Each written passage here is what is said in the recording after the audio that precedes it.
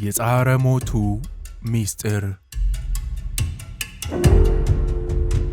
ደራሲ እርቪንግ ዋላስ፣ ተርጓሚ ንጉሴ ስብሃት፣ ተራኪ በአካል መንግስቱ።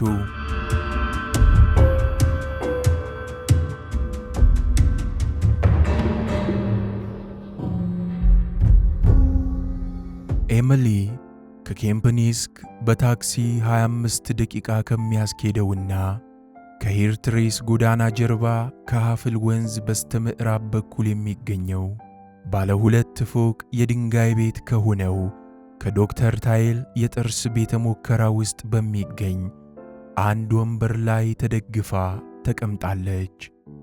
ዶክተር ማክስ ታይል ከፊት ለፊቷ በሚገኝ ነጭ ዱካ ላይ የተቀመጡ ሲሆን አንድ እጃቸውን መመርመሪያ ሳጥን ላይ አሳርፈውታል። ከመግባቷ ጀምሮ ተግባቢና ሰው አክባሪ ሆነው አገኘቻቸው። ረጅምና ትንሽ ጎንበስ ያሉ ወደ ጎን የተበጠረ የሚያምር ግራጫ ፀጉር ያላቸው ከመነጽሮቻቸው ስር ንቁ የሚመስሉ አይኖች ያሏቸው ሲሆኑ ፊታቸውም ረጅም ይመስላል። ጥቁር የክረምት ኮት፣ ነጭ ሸሚዝ፣ የባሕር ኃይል መሳይ ካራቫት አድርገዋል። ዕድሜያቸው በ80ዎቹ ውስጥ እንደሆነ ገመተች። ቤተ ሙከራውን ካሳዩአት በኋላ ወደ ውስጥ ገብተው 2 በሻይ የተሞሉ ሲኒዎችን የያዘ ትሪና የቤቱ ባለቤት የላከችላቸውን ኩኪስ የያዘ ሌላ ሳህን ይዘው ብቅ አሉ። የቤቱ ባለቤት ግን እስካሁን አልታየችም። የሲኒውን ሻይ ጎልቶ በሚሰማ ድምፅ ፍት አሉለት። ከዚያም መናገር ከመጀመራቸው በፊት ሲኒውን መደርደሪያው ላይ አኖሩት። እሺ ወይዘሪት አሽክሮፍት፣ አባትሽ ከጥቂት ሳምንታት በፊት ተገናኝተን ስላደረግነው ነገር የነገረሽ አለ? ምንም የለም። የተነጋገራችሁት ነገር እንዳስደሰተውና ቁፋሮውን ለማካሄድ እንዳነሳሳው ከመናገር በቀር ምንም ነገር አልነገረኝም። በስልክ ወደ ኦክስፎርድ ሲመለስ ብዙ የሚያጫውተኝ ነገር እንዳለ ነበር ቃል የገባልኝ። በመሆኑም በመካከላችሁ ምን እንደተፈጸመ የማውቀው ነገር የለም። አሁን ሁሉንም በዝርዝር ታውቂያለሽ አሉ ዶክተር ታይል። በጉጉት ተውጣ ወደ እሳቸው ቀረብ አለች። ሶቪየቶች ብቻ ስለ ሂትለር ሞትና የቃጠሎ ስነ ሥርዓት መመርመር ጀምረው እንደነበር በእርግጥ ሳትረጃ አትቀሪም? አዎ፣ በኦክስፎርድ ስለ ሂትለር አስክሬን ምርመራ የሚገልጽ ጽሑፍ አግኝቻለሁ። በቅርብ ጊዜ አልቃኘዋቸውም እንጂ የሂትለርን የሕይወት ታሪክ ከጨረስኩ በኋላ አጠናዋለሁ። ጊዜያችንን በአግባቡ ለመጠቀም በርካታ የሶቪየት ተመራማሪዎች የደረሱበትን ሁኔታ ባጭሩ ላስቀምጥልሽ። ለመጀመር ያህል በመረጃው ውስጥ አንድ ጠቃሚ ነገር እንደተዘለለ መረዳት አለብሽ። እርግጥ ሂትለር ራሱን ሲገድል ማንም አላየውም። ኤቫ ብራውን ራሷን ስትገድልም ማንም አላያትም። ይህንን የመሰከረ አንድም ሰው እስካሁን የለም።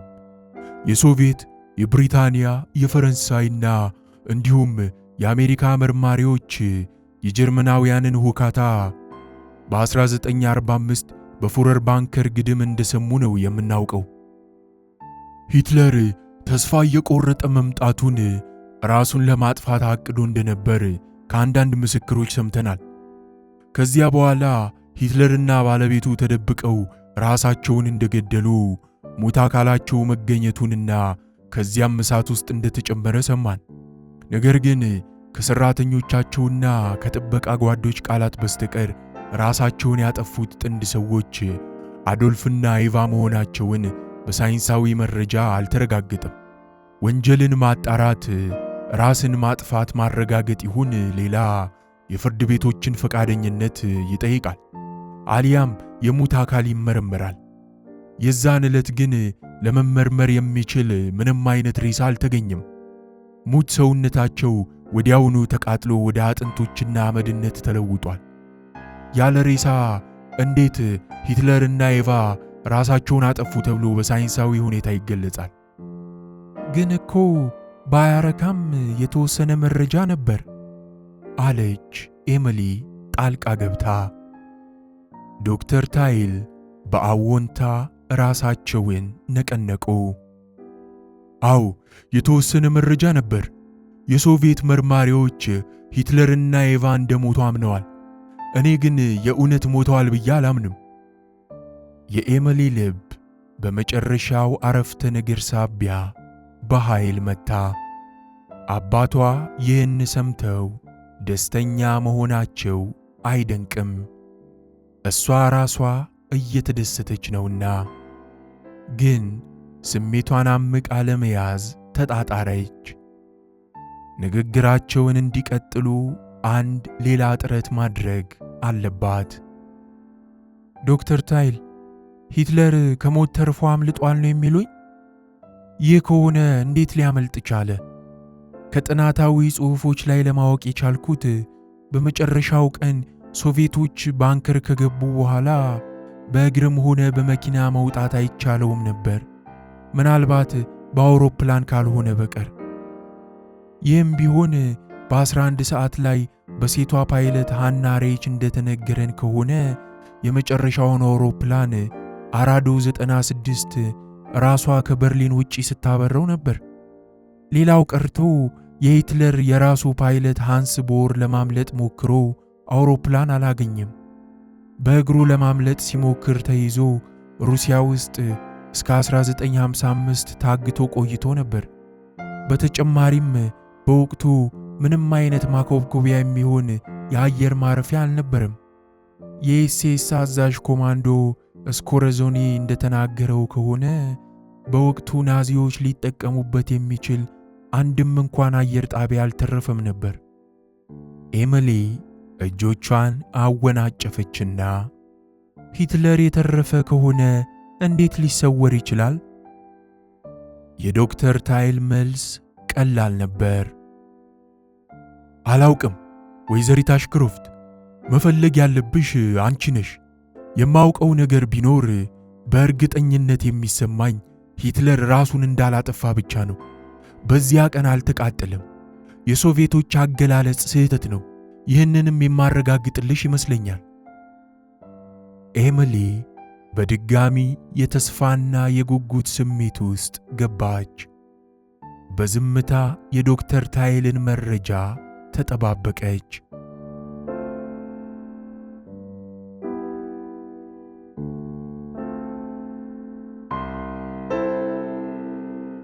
ሶቪየቶች ምን እንዳገኙ ልንገርሽና እኔ ያገኘሁትን ደግሞ ላስከትልልሽ።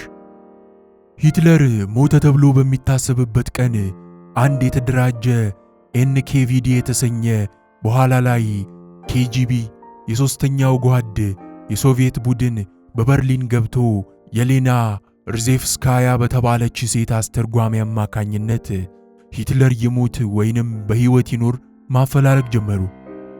ሌተናንት ኮሎኔል ክሊሚንኮ የተባለ የሶቪየት መርማሪ ራሱ አንድ ቡድን እየመራ ወደ ፉረር ባንከር አመራ።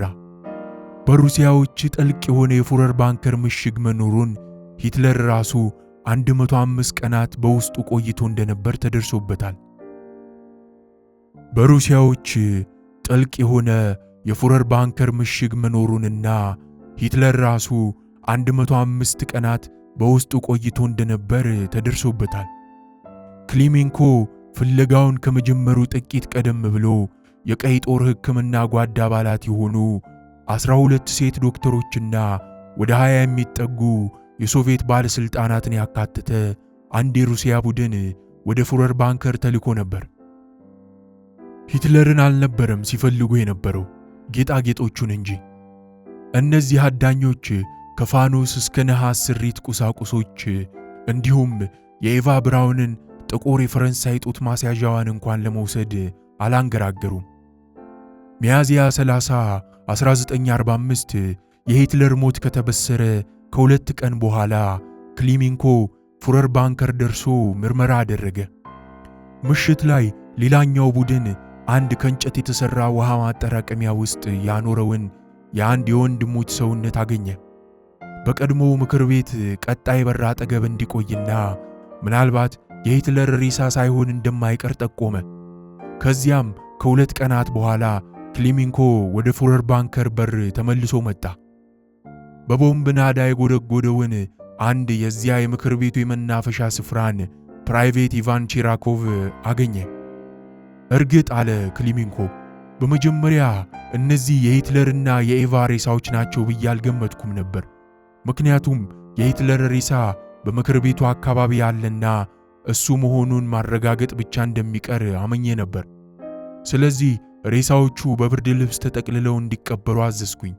በመሃል ግን ምክር ቤቱ ውስጥ ሂትለርን አሳምረው የሚያውቁት የጀርመን ባለስልጣናትና ዲፕሎማቶች የመጀመሪያው ሙት አካል በመተላለፊያው ወለል ላይ ያረፈው የሂትለር ያለመሆኑን ተስማሙ።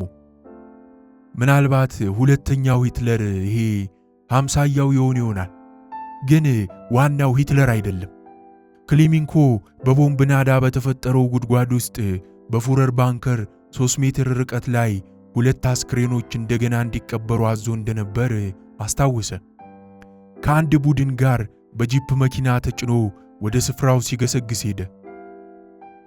እስኪ በመቀጠል ምን እንደተፈጠረ ላንብብልሽ።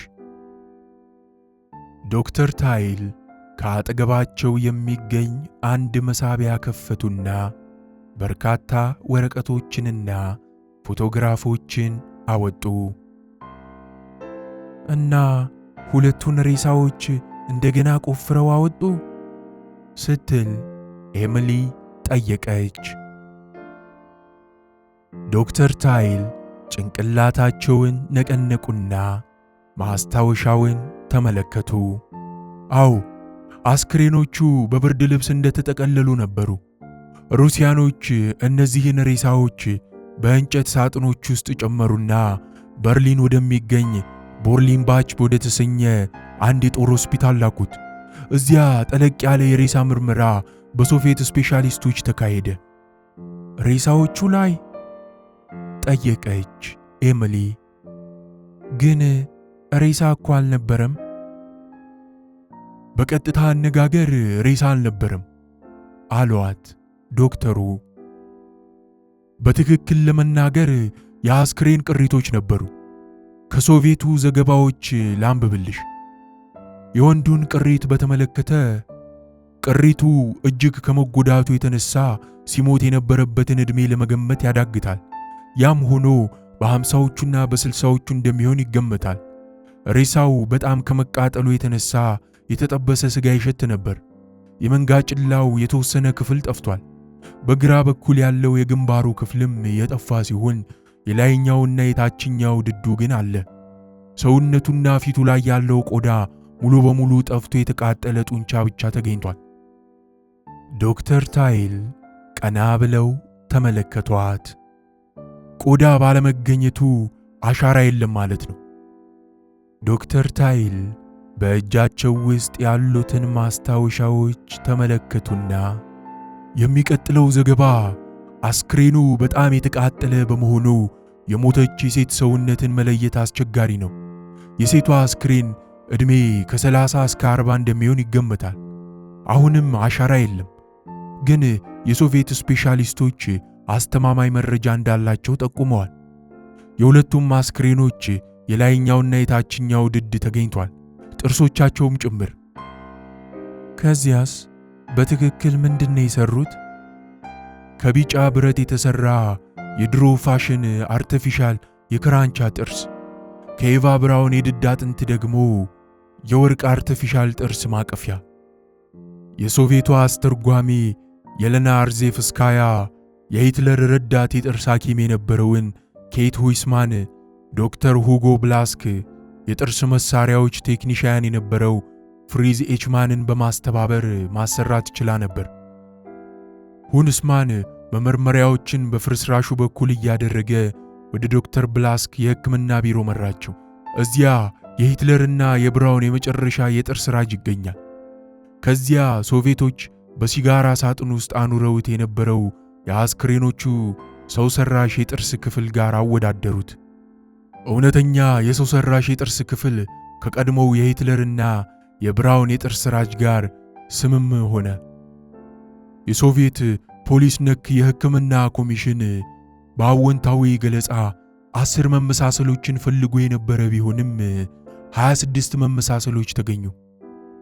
በዚህ ምርመራ ውጤት መሰረት ሶቪየቶች ሐምሌ 2 1945 የአዶልፍ ሂትለርና የኤቫ ብራውን ቅሪት መገኘቱን ይፋ ወጡ።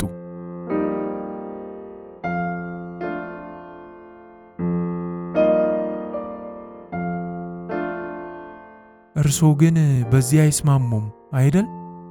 አለች ኤሚሊ። የሂትለርና ብራውንን ቅሪት እንዳገኙ አያምኑም። ለምን?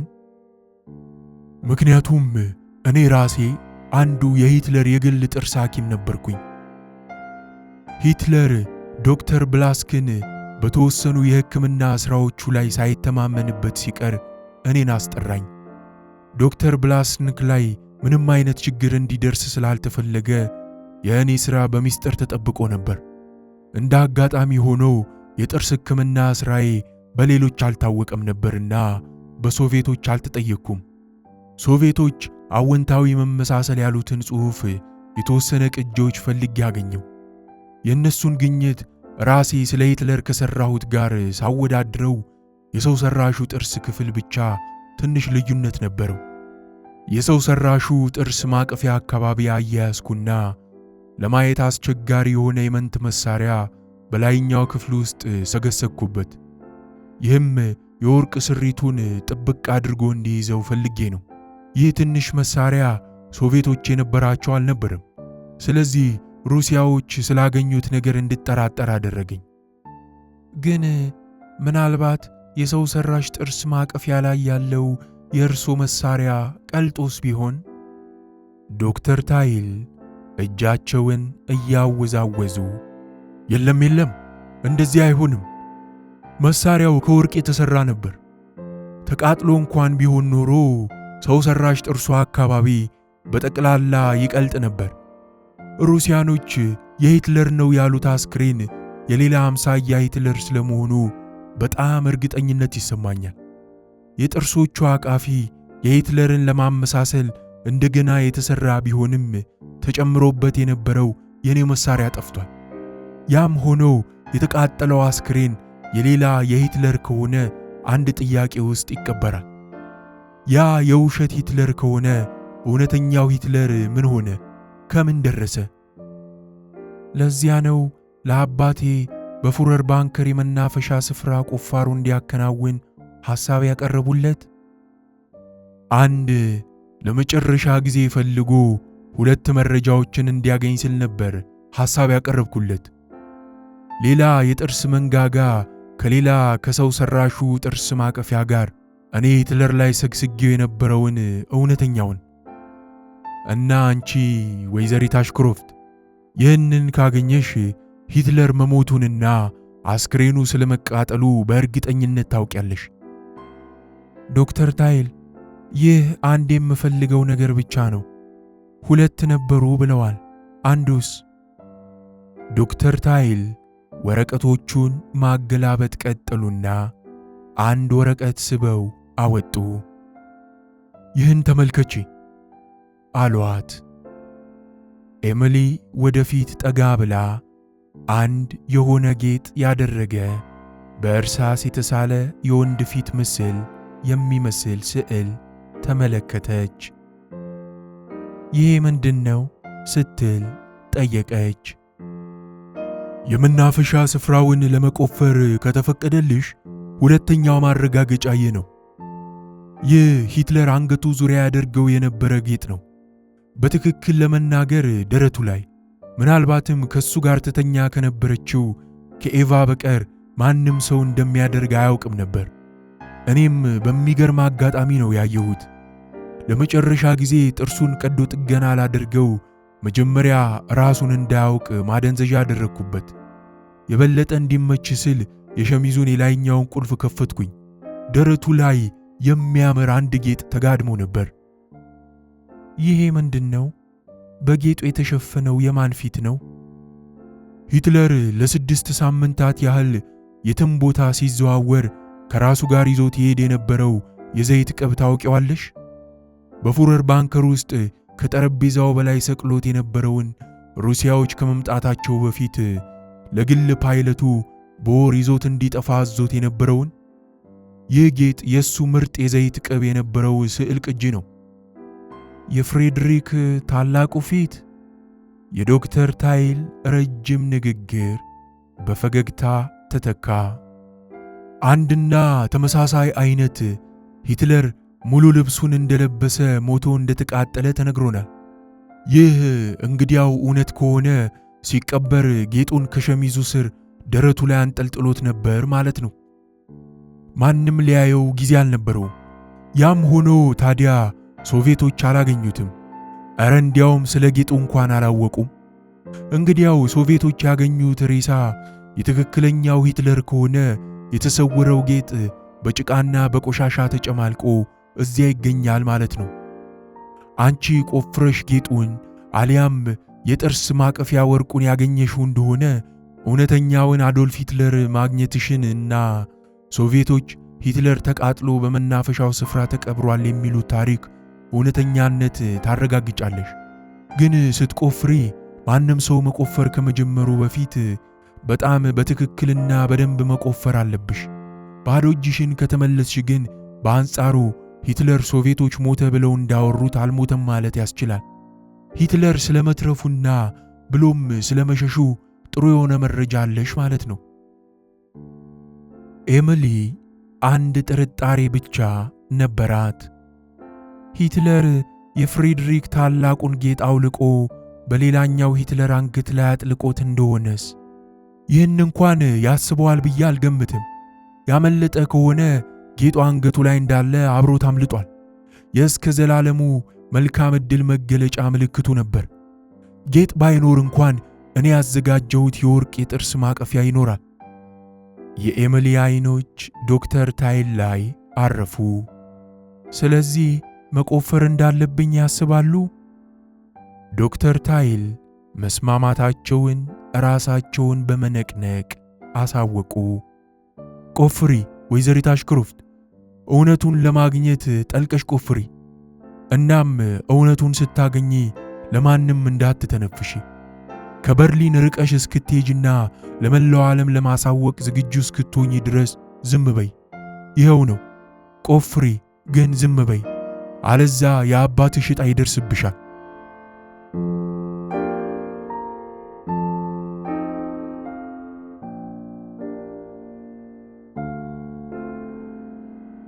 ኤሚሊ አሽክሮፍት ከሂትለር የጥርስ ሐኪም ጋር ባደረገችው ውይይት በአዲስ መንፈስ ተነቃቅታ ሂትለር ተሸሽጎ ያሳለፋቸውን የመጨረሻ ቀናቶቹን ምስጢር ለመፍታት በቆራጥነት ተሞልታ ከእንቅልፏ የነቃችው ቀደም ብላ ነበር።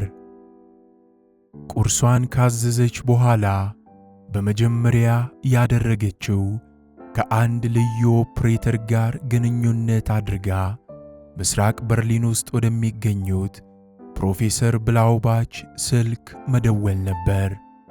ጥሪዋን የተቀበሉት ወዲያውኑ ሲሆን ፍጹም እንከን የማይወጣለት ሞቅ ያለ የስልክ አቀባበልም አደረጉላት።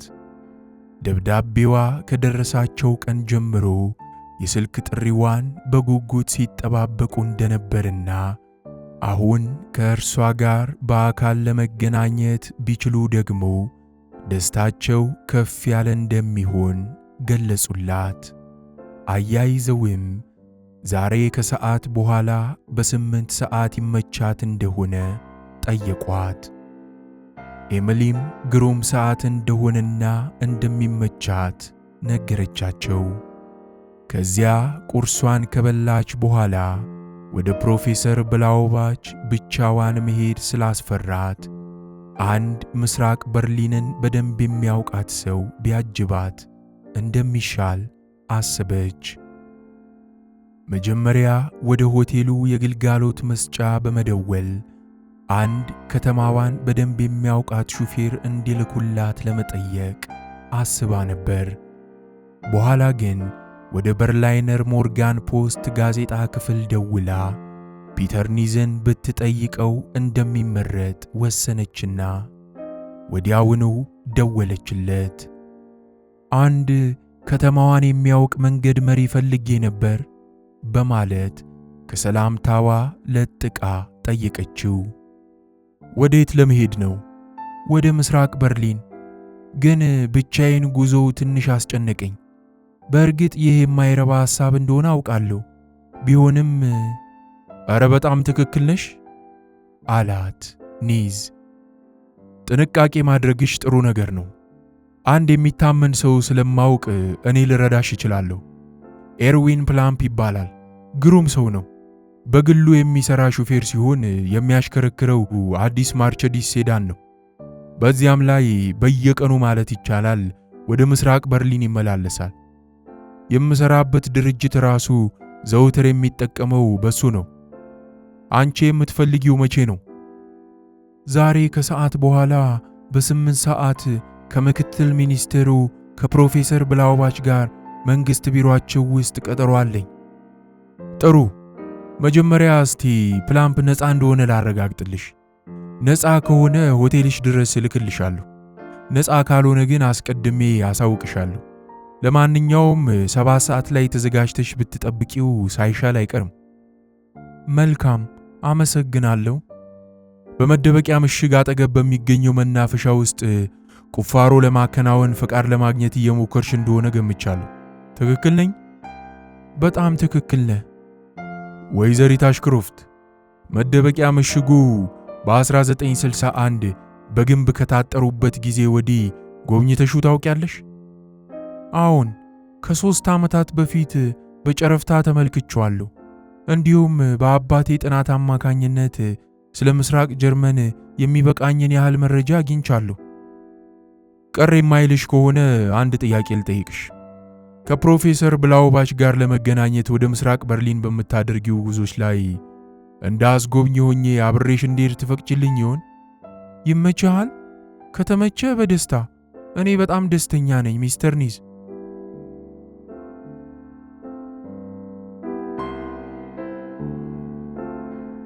እናም አሁን በፕላምፕ የአየር ሙቀት መቆጣጠሪያ በተገጠመላት መርቸዲስ የኋላ መቀመጫ ላይ ከፒተር ኒዝ አጠገብ ተቀምጣ የምዕራብና የምስራቅ በርሊንን 2 ዓለማት ለይቶ ወደ ከፈለው ግንብ እያቀናች ነው።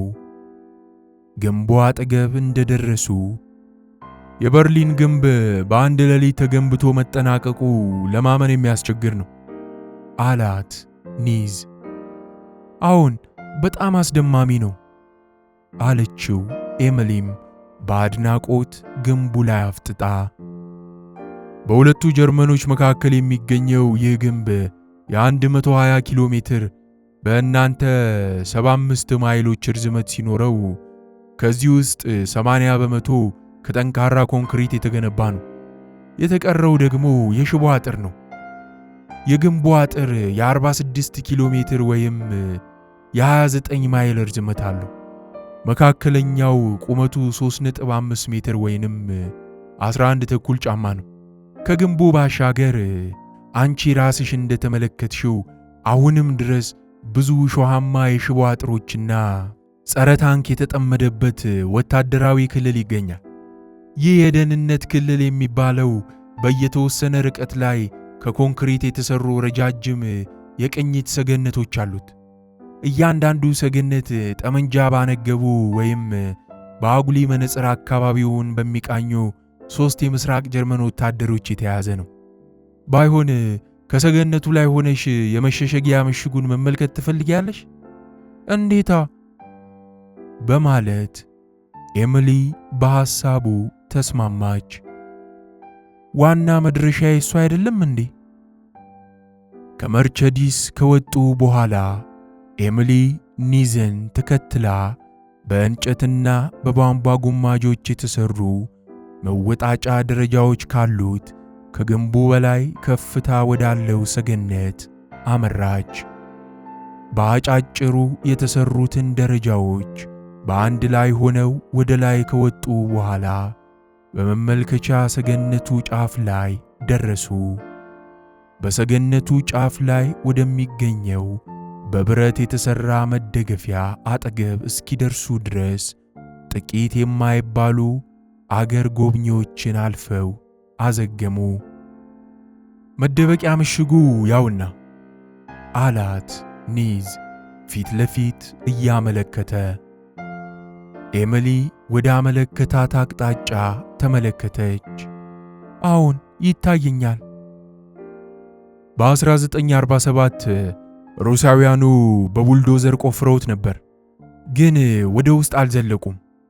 አንቺ ቆፍረሽ ለመመልከት የፈለግሽው የቀድሞ የምክር ቤት መናፈሻ የሚገኘው ከዚሁ የቆሻሻ ቁልል ጎን ነው። ምን ይመስልሻል? ኤሚሊ የቆሻሻ ቁልሉን በአግራሞት እየተመለከተች የሚከብድ ይመስለኛል፣ ግን መደረግ ይችላል። መጀመሪያ ግን ፈቃድ ማግኘት አለብኝ። እንደዚያ ከሆነ ጉዟችንን እንቀጥል አላት ኒዝ ክንዷን ያዝ አደረገና ከመመልከቻ ሰገነቱ ወርደው በድጋሚ በመርቸዲሱ የኋላ መቀመጫ ላይ ቦታቸውን ከያዙ በኋላ አጭሩና ወፍራሙ ሹፌራቸው ፕላምፕ መኪናውን አስነሳ። በቻርሊ ኬላ አድርገው የብራንደንበርግን መግቢያ ሐውልቶች ከጎበኙ በኋላ መርቸዲሳቸው በኢንተርዲን ሊንደን ጎዳና ጉዞዋን ስትቀጥልና ሃምበልት ዩኒቨርሲቲ አካባቢ ስትደርስ ፕላምፕ በማለት ኒዝ ተጣራ። ካላስቸገርኩ እኔ እዚህኛው ኩርባ ላይ ወርዳለሁ። ለምን ስትል ኤሚሊ ገርሟት ጠየቀችው። የት ልትሄድ ነው? መንገዱን ተሻግሮ በሚገኘው በኤምፕላስት ቡና ቤት ሆናለሁ። ስለኔ አትጨነቂ ኤሚሊ። ከአገሪቷ ጋዜጦች አንዷን እያነበብኩና ቡና እየጠጣው ምናልባት ምሳ ቤት እየበላው ቆያለሁ። ፕላምፕ ወደ ፕሮፌሰር ብላውባች ያደርስሻል። ኒዝ ይህን ብሎ የመኪናውን በር ከፈተና ኩርባው ላይ ወረደ። በሩን መልሶ ከመዝጋቱ በፊት ግን ጎንበስ ብሎ አሁን የምትገኘው በአንድ ወቅት የሂትለር ኩራትና ፍስሐ በነበረው እምብርት ላይ መሆኑን እንዳትዘነጊ ኤሚሊ። የጥንቱ ሶስተኛው የጀርመን መንግስት ምክር ቤት የሚገኘው እዚያ ጋ ነው። አሁን የመኪና ማቆሚያ ስፍራ ሆኗል። ይህ እንግዲህ ለብዙ ሺህ ዓመታት ይኖራል የተባለው ነገር ግን ለ12 ዓመታትና ለ3 ወራት ብቻ የቆየው የሂትለር አገዛዝ ማለትም የኃያሉ የሶስተኛው የጀርመን መንግስት ቅሪት ነው አላትና በድጋሚ ለስለስ ያለ ፈገግታ አሳያት። ሶስተኛው የጀርመን አገዛዝና ሚስጥራቱ። እነዚህን ሚስጥራት ለመፍታት እድሉን ስለማግኘትሽ ግን እርግጠኛ ሁኚ ወይዘሪት አሽክሮፍት።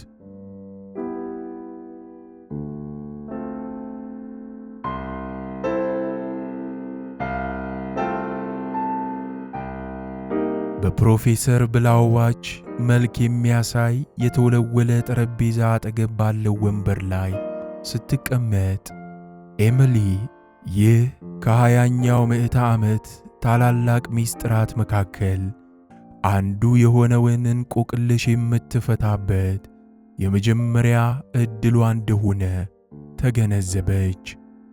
ፕሮፌሰር ብላውባች ረጅም መደገፊያ ወዳለው ተሽከርካሪ የቆዳ ወንበራቸው ሲያመሩ ትኩር ብላ ተመለከተቻቸው።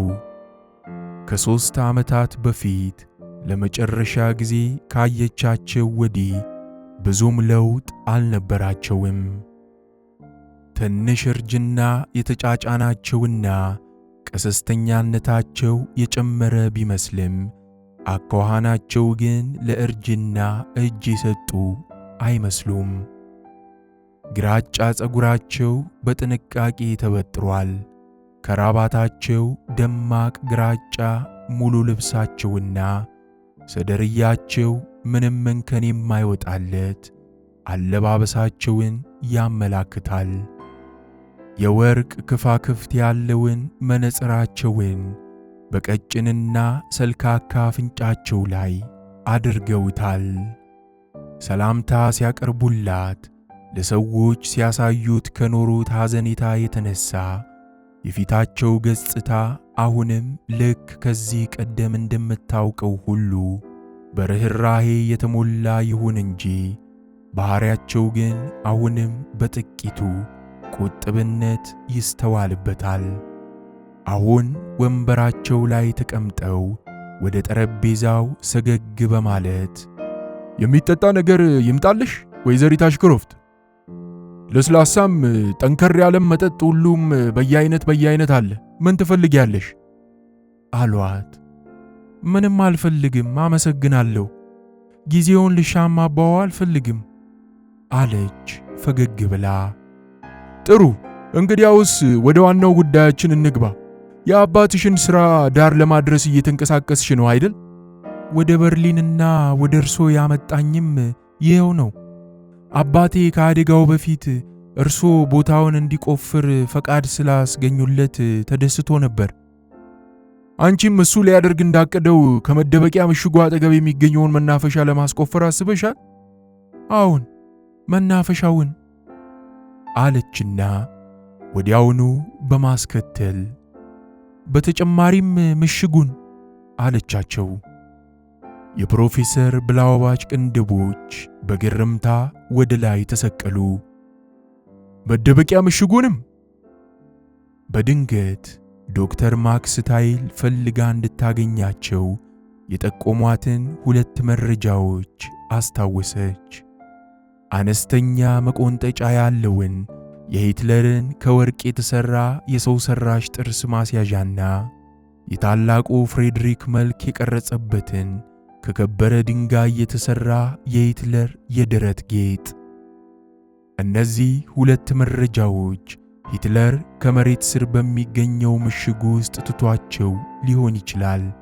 ካልሆነ ደግሞ የተቀበረበት ቦታ ተብሎ በሚታወቀው ከመደበቂያ ምሽጉ አጠገብ የሚገኘውን መናፈሻ ቦታ ላይ ሊገኙ ይችላሉ።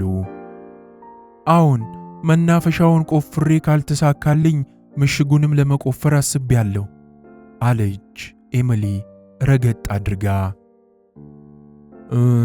ምሽጉ እንኳን ትንሽ ችግር ሳያመጣብን የሚቀር አይመስለኝም። በቡልዶዘር ቆፍረነው ነበር። እንደ እውነቱ ከሆነ የቆፈሩት ሶቪየቶች ነበሩ። ከዚያ ሕዝብ እንዳያየው መልሰው አፈር አለበሱት። እናም የምሽጉን ቦታ መቆፈሩ የተወሰኑ ባልደረቦቼን ላያስደስታቸው ይችላል። ፕሮፌሰር፣ ለፍለጋዬ 1 ወይም 2 ቀን ብቻ ይበቃኛል። ከዚያ በኋላ ወዲያው መልሼ አፈር አለብሰዋለሁ። ልክ እንደነበረው ወደ ቆሻሻ ቁልልነቱ መልሰዋለሁ። ብላውባች በቃሏ እንደምትገኝ አምነው ስለተቀበሏት መልካም፣ በምክር ቤቱ ለሚገኙ ባልደረቦቼ ስለ ውጥንሽ እገልጽላቸዋለሁ። ተቃውሞ ቢያሰሙም እንኳን እንደምንም ላሳምናቸው ሞክራለሁ አሏትና መቼስ የሂትለርንና የኤቫ ብራውንን በድን አካላት ለመመርመር እንደማትነሳሺ ተስፋ አደርጋለሁ። ወይንስ እቅድሽ የእነሱን ሬሳ እንደገና መመርመር ነው? ሲሉ ጠየቋት። አባቴ ምን ፈልጎ እንደነበር ነግሮታል? አልነገረኝም። በሚስጥር ነበር የያዘው። እኔም አልተጫንኩትም። ብቻ የድሮ ጓደኛሞች ስለነበርን ባይነግረኝም ሙሉ ለሙሉ አምኘው ነበር። እኔም ነገሩን በሚስጥር መያዝ አለብኝ ስትል ኤሚሊ ለራሷ ተናገረች። አባቷ የመረጃ አቀባዩን የዶክተር ታይልን ስም ለማንም አልገለጹም። እሷም ለማንም መግለጽ የለባትም። እርግጥ ብላውባች ሊታመኑ ይችላሉ፣ ግን ስለ መረጃው ምንጭ ከየት እንደሆነ ላለማሳወቅ ለዶክተር ታይል ቃል ገብታላቸዋለች። እኔም ልክ አባቴ ሊያደርግ አቅዶት እንደነበረው ነው ማድረግ የፈለግኩት። ምናልባት ፍለጋው ፍሬ አልባ ሊሆን ይችላል። እድለኛ ከሆንኩ ግን ሂትለርና ኤቫ ብራውን ልክ ታሪክ እንደሚያወሳው ሞተው እንደሆነ አሊያም ሁለቱም አታለውን አሁንም በሕይወት ኖረው እንደሆነ ልደርስ ችል ይሆናል። በእኔ በኩል ችግር የለም። አንቺ እንደምትፈልጊው ከጎንሽ እንደምቆም ላረጋግጥልሽ እፈልጋለሁ። ብቻ ተስፋ ያደረግሽው መና ሲቀር ተቆጭተሽ ማየት አልሻም። በእኔ በኩል ግልጽ ለመናገር ቁፋሮው ፋይዳ የሚያስገኝልሽ አይመስለኝም። ለምን?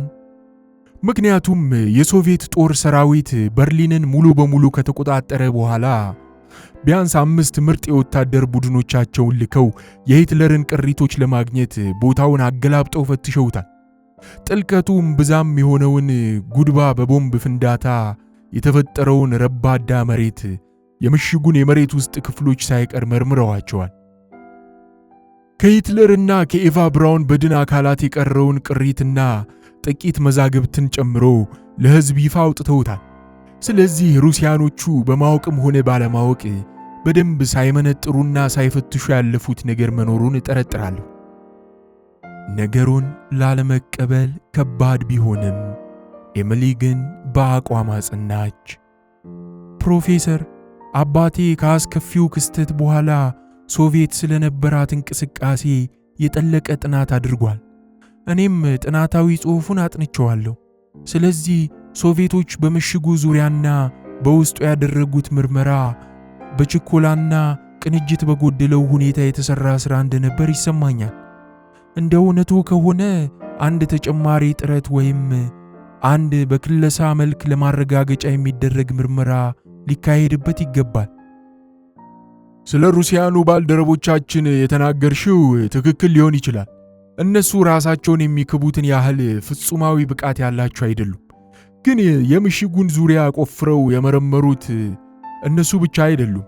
የአሜሪካና የብሪታንያ የስለላ አባላት ቦታውን ቆፍረው ለመፈተሽ ጥያቄ አቅርበው ሩሲያኖቹ ለ1 ወይም ለ2 ቀናት ቁፋሮ እንዲያከናውኑ ፈቅደውላቸው ነበር። ታዲያ 8 የጀርመን የቀን ሰራተኞችን በመጠቀም ቦታውን ቢያስቆፍሩም የሂትለርንና የኤቫ ብራውንን በድን አካላት የሚመስሉ ምንም ተጨማሪ ቅሪት አካላትን አላገኙም።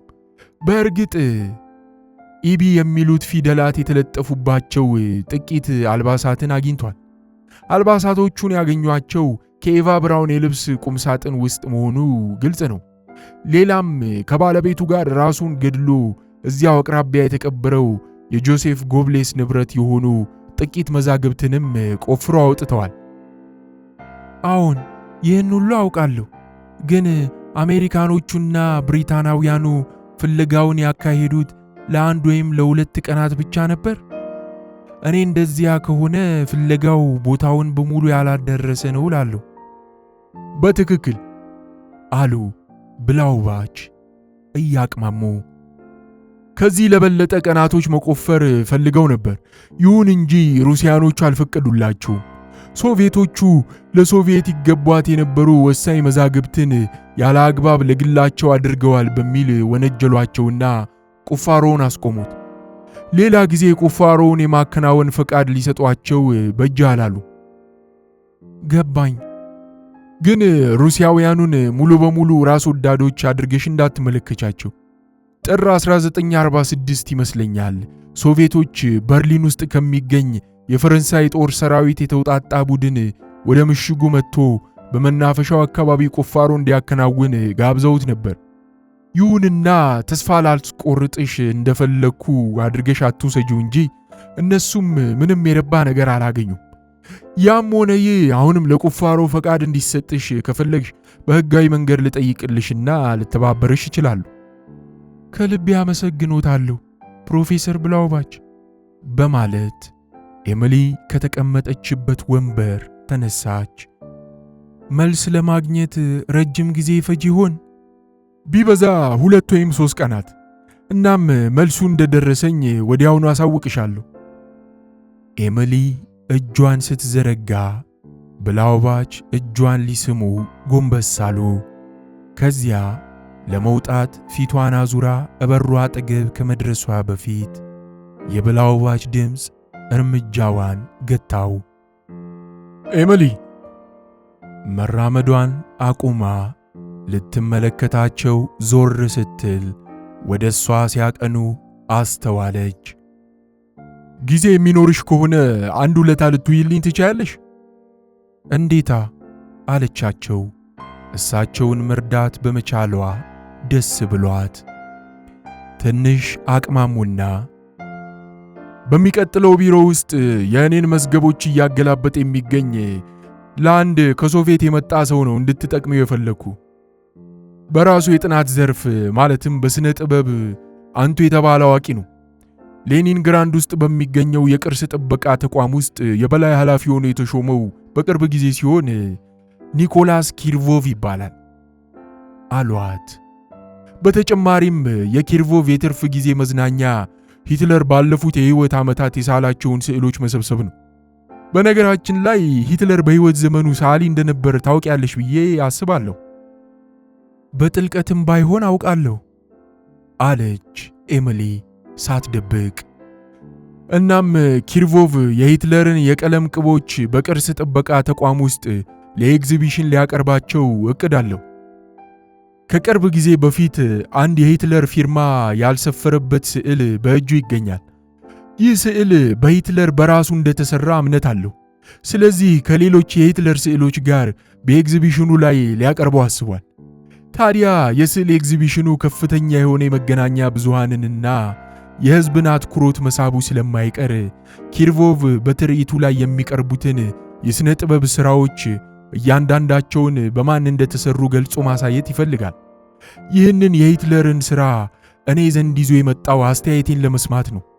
ሥራውን መርምሬዋለሁ። እናም የብሩሽ አጣጣሉንና ጥቃቅን ነገሮችን ተመልክቼ ስዕሉ በአዶልፍ ሂትለር ለመሰራቱ ለኪርኮቭ ላረጋግጥለች እያለሁ። ይህም ሆኖ ግን አንድ አነስተኛ ችግር አሁንም አልተፈታም። አንቺ ልትፈቺው የምትችይ ስለመሰለኝ ነው የማስቸግርሽ ያለሁት።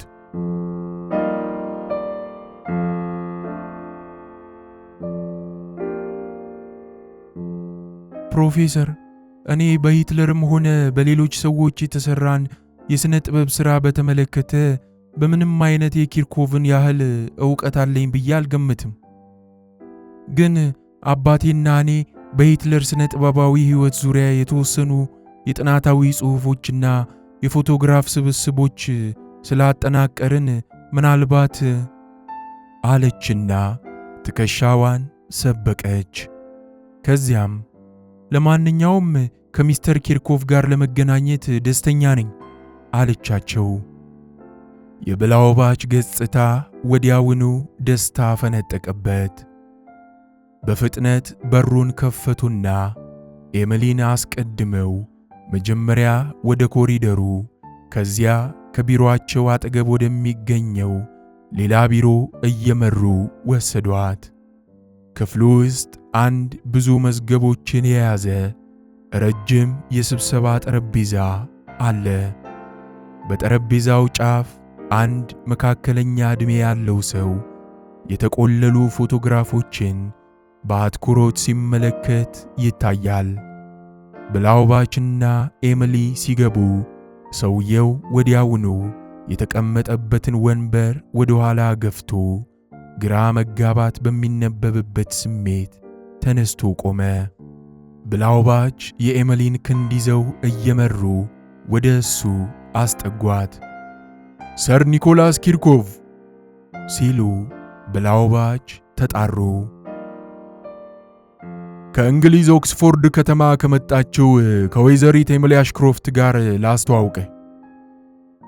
ኤሚሊ ከእርምጃዋ ነጠቅ ብላ ወደፊት ተጠጋችና ፊቷን በፈገግታ አፍክታ የኪርኮቭን የተዘረጋ እጅ ጨበጠች። ኤሚሊ በኦክስፎርድ ዩኒቨርሲቲ የታወቀች የታሪክ ተመራማሪ ነች አሉ ብላውባች። ከጥቂት ቅርብ ዓመታት በፊት በተለየ ሁኔታ አተኩራበት የቆየችው በአዶልፍ ሂትለር ሕይወት ዙሪያ ነው። እንዲያውም አሁን የሂትለርን የሕይወት ታሪክ ጽፋ ለማጠናቀቅ በሂደት ላይ ትገኛለች። መጽሐፉ ከመታተሙ በፊት አንድ የመጨረሻ ጥናት ለማድረግ በርሊን የገባችው ገና አሁን ነው። ስምሽ አዲስ አልሆነብኝም አለ ኪርኮቭ በጨዋነት ስሜት። ሶቪየት ኅብረት ውስጥ ሳይቀር ስምሽን በጋዜጦች ላይ አንብቤዋለሁ። ተቀመጭ ኤሚሊ በማለት ብላውባች ወንበር ሳቡላትና አንተም ተቀመጥ ሰር ኪርኮቭ ብላው እሳቸውም ከኤሚሊ አጠገብ ተቀመጡ። ሰር ኪርኮቭ፣ የሂትለርን የቀለም ቅብ በተመለከተ ማወቅ ስለፈለግከው ነገር ቀደም ብዬ ለወይዘሪት አሽክሮፍት ገልጬላታለሁ። ወይዘሪት አሽክሮፍትን አንተ ወደ በርሊን በመጣህበት ተመሳሳይ ጊዜ መምጣቷ በእውነቱ ዕድለኞች ነን። ሚስተር ኪርኮቭ፣ እኔ ላደርግልህ የምችለው ነገር ካለ ልተባበርህ ዝግጁም ደስተኛም ነኝ አለች ኤሚሊ ጣልቃ ገብታ። በጣም ደግ ሰው ነሽ ሚስ አሽክሮፍት። የወደደችው ገና እንዳየችው ነበር። በአቋሙ ላይ የስሎቫካውያን ጭሰኞችን አይነት ተክለሰውነት ቢታይበትም እሱ ራሱም የሥነ ጥበብ ውጤት ይመስል ተቀርጾና ተጠርቦ የተሠራ ይመስላል። በአጭሩ በአራት ማዕዘን የተቆረጠ ቡናማ ፀጉር፣ አራት ማዕዘን መንጋጭላ፣ ሰፊና አራት ማዕዘን ትከሾች አሉት። የወደደችው ግን በዓይኖቹ ነው። ብዙውን ጊዜ ወንዶች የሚስቧት በዓይኖቻቸው ነው። የኪርኮቭ ዓይኖች ደማቅና ልስልስ እንደውም ሐዘን የሚነበቡባቸው ሲሆኑ አፉ ደግሞ ውዳሴን ማሽጎድጎድ የለመደ የገጣሚን አፍ ይመስላል። በአዶልፍ ሂትለር ስለተሠራው የቀለም ቅብ ስዕል ስብስብህ ፕሮፌሰር ብላውባች አሁን አጫውተውኛል አለች ኤሚሊ። ይህ ደግሞ የኔንም አትኩሮት የሚስብ እንደሆነ ልነግረው እወዳለሁ። እንዴት ግን እጅህ ልታስገባው ቻልክ? ልነግርሽ ደስተኛ ነኝ በማለት መለሰላት። ወዲያውኑ ስለ ሂትለር ስዕሎች ስብስቡ የሂትለርን የዘይት ቀለም ቅብ ስዕል በሩሲያ ስሪት ወደ አንድ የቅርጻ ቅርጽ ስነ ጥበብ ውጤት ስለመቀየሩ ሌላም ይተርክላት ጀመር። አሁን ደግሞ አለች ኤሚሊ፣ ይህንን አዲስ የሂትለር ሥራ የቅርስ ጥበቃ ተቋሙ ውስጥ በሚደረገው ኤግዚቢሽን ላይ ለሕዝብ ልታቀርበው ፈልገሃል? አዎን ፈልጌያለሁ። ባቀርበው ትልቅ ኩራት ይሆነኛል። በመጀመሪያ ግን እውን በሂትለር ስለመሰራቱ ማረጋገጥ ይኖርብኛል። ፕሮፌሰር ብላውባች በነገሩ ላይ ፍጹማዊ ዕውቀት ያላቸው ሰው እንደሆኑ አውቅ ነበርና የስዕሉንና የሌሎች በሂትለር የተሳሉ ስዕሎችን ኤክስሬይ ይዤ ለእሳቸው ለማሳየት ወደ ምስራቅ በርሊን ስበር መጣው። ፕሮፌሰር ብላውባች የሰዓሊውን ማንነትን እንዳረጋገጡልህ ተረድቻለሁ አለችው ኤሚሊ። ግን አሁንም አንድ ችግር አለብህ? አዎ አንድ ችግር አለብኝ።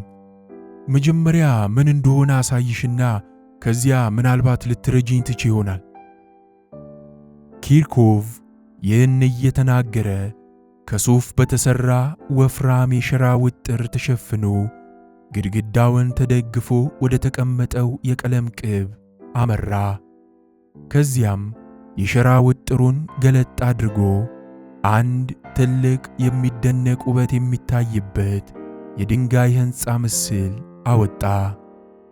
ኪርኮቭ የቀለም ቅቡን ከኤሚሊ ፊት ይዞት ቆመና አንድ የመንግሥታዊ ሕንፃን የመሰለ ነገር እንደሆነ አያጠያይቅም አላት። የመኖሪያ ቤት አይመስልም። ሂትለር በወጣትነቱ ይስላቸው የነበሩትን አይነት ሙዚየሞችና የሙዚቃ አዳራሾችንም አይመስልም። ነገርየው አንድ የመንግሥታዊ ድርጅት ሕንፃ ነው የሚመስለው።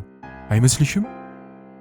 ይመስለኛል አለችው ኤሚሊ በጭንቅላቷ እንቅስቃሴም ጭምር። አንድ ሰው አንድን የሥነ ጥበብ ሥራ በምን እንደተሠራ የሚያረጋግጠው አንድ በሳይንሳዊ ምርምር ነው። ይህን አድርገናል። ከየት እንደመጣም መታወቅ አለበት። ይህንን ግን አላደረግንም።